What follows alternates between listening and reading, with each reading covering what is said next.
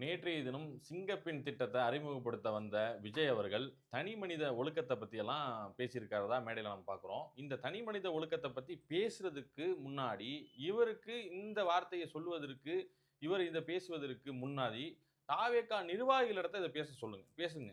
ஏன்னு சொன்னா, அவர்கள் இது போன்ற விஷயங்கள கடைபிடிக்கிறாங்களா? ஏன்னா ஒரு தவறு நடக்குது என்று சொன்னா, அந்த அரசு பொறுப்பு இல்லையாம். தனி மனித ஒழுக்கத்த சரியான முறையில கடைபிடித்தோம் என்று சொன்னா, அந்த தவறுகள்லாம் தடுத்து நிறுத்தும் அப்டின்ட்டு சொல்றாப்ல. ஆனா இதே விஜய் அவர்கள் ஆட்சிக்கு வருவதற்கு முன்பதாகவே, திமுக எந்த தப்பு நடந்தாலுமே திமுக அரசு தான் காரணம் என்று சொல்லி குற்றம் சாட்டியவர், இன்றைக்கு என்ன செய்றாரு? தனி மனிதர் ஒழுக்கமா இருக்கணும் அப்டின்னு பேசுறாரு. இந்த தனி மனித ஒழுக்கத்த பத்தி பேசுறதுக்கு முன்னாடி, உங்க கட்சிக்காரர் இடத்துல நீங்க பேசுனீங்களா? உங்க நிர்வாகி இடத்துல பேசுனீங்களா? 2 நாள் முன்னாடி ஒரு சம்பவத்த பார்த்தோம். தூத்துக்குடியில ஒரு பெண்ண என்ன செஞ்சிருக்காங்க, போதைப் பொருள் பயன்படுத்தி அந்த பெண்ணை கடத்தி பாலியல் பலாத்காரம் செய்தது தாவேகா நிர்வாகி என்று சொல்லி செய்திய பார்த்தோமா இல்லையா? அதே மாரி சென்னையில ஒரு போஸ்கோ சட்டத்துல ஒரு தாவேகா நிர்வாகி கைது செய்யப்பட்டிருக்கான். அப்ப இது போன்று தொடர்ந்து தாவேகா நிர்வாகிகள் தனி மனித ஒழுக்கத்தை விட்டு இது போன்ற விஷயங்கள் ஈடுபட்டு கொண்டிருக்காங்க.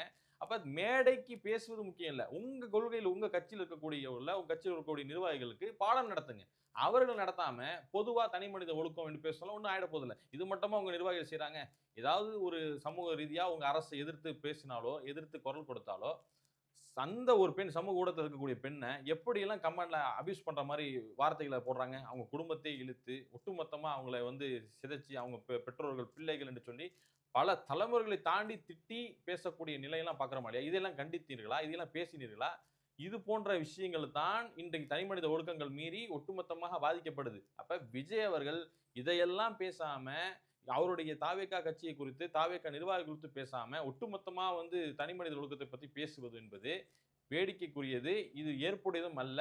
முழுக்க முழுக்க தவறு நடக்குது என்று சொன்னா, அரசு தான் பொறுப்பு ஏற்றுக்கொள்ள வேண்டும்.